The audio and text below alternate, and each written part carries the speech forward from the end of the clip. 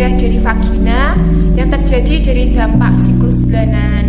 Nah, siklus yang menjadi bagian dari proses reproduksi wanita ini akan mempersiapkan kehamilan yang berlangsung secara alami. Organ reproduksi wanita akan mempersiapkan kehamilan setiap bulannya. Persiapan ini ditandai dengan penebalan pada dinding rahim atau endometrium yang berisi darah akan meluruh.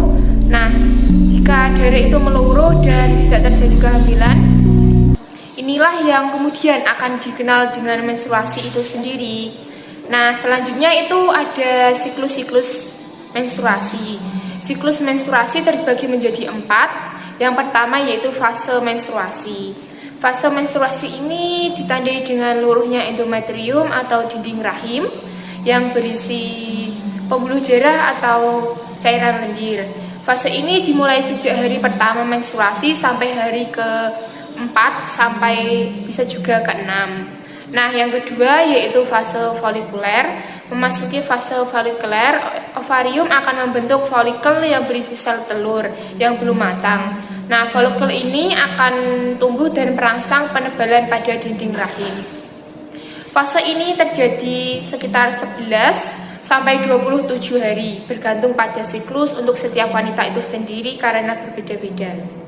Nah, untuk yang ketiga yaitu fase ovulasi, yang terjadi ovarium melepas sel telur yang sudah matang dan siap untuk dibuahi sperma.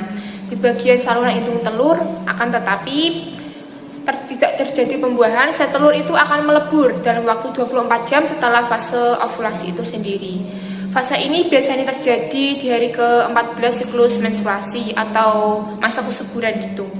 Yang keempat fase luteal yang ditandai dengan sel telur yang berubah menjadi jaringan yang disebut corpus luteum. Jaringan ini akan keluar membentuk dinding rahim menjadi lebih tebal. Namun, apabila tidak terjadi perembuahan, corpus luteum ini akan kembali menyusut dan diserap. Selanjutnya, lapisan rahim akan melurus selama menstruasi. Fase ini terjadi pada hari ke-11 sampai 17 hari.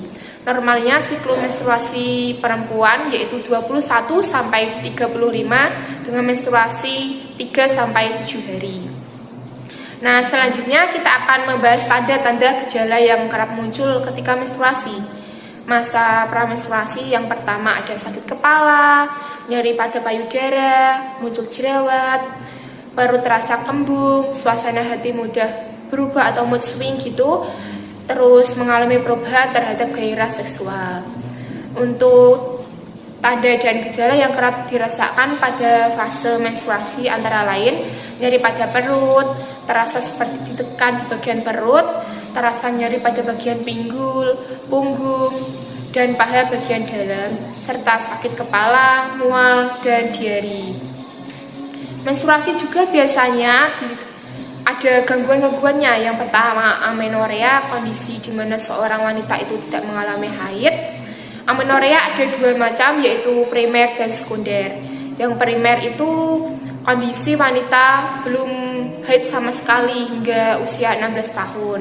Yang kedua yaitu sekunder, kondisi wanita yang tidak hamil dan pernah menstruasi sebelumnya berhenti mendapatkan menstruasi selama 3 bulan atau lebih.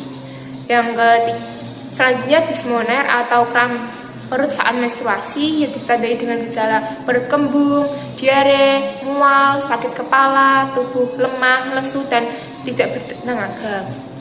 Selanjutnya yaitu menorhagia atau darah menstruasi itu keluar secara berlebihan atau lebih dari volume normalnya. Selanjutnya oligomenoria, wanita itu menstruasi lebih dari 35 sampai 90 hari atau mendapat haid kurang dari 8 sampai 9 kali dalam kurun waktu setahun.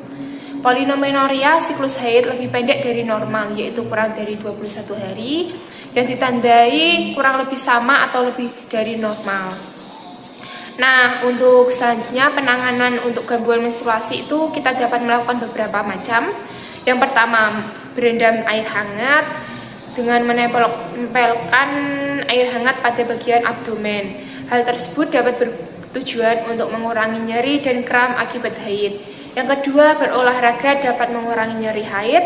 Yang ketiga, mengonsumsi berbagai makanan sehat seperti gandum, buah-buahan, sayur-sayuran menjelang pada saat akan menstruasi.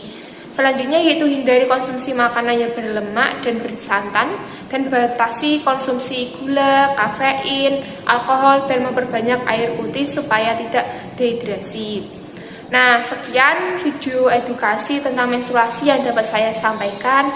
Bila ada kata yang salah ataupun perbuatan saya mohon maaf. Sekian, wassalamualaikum warahmatullahi wabarakatuh.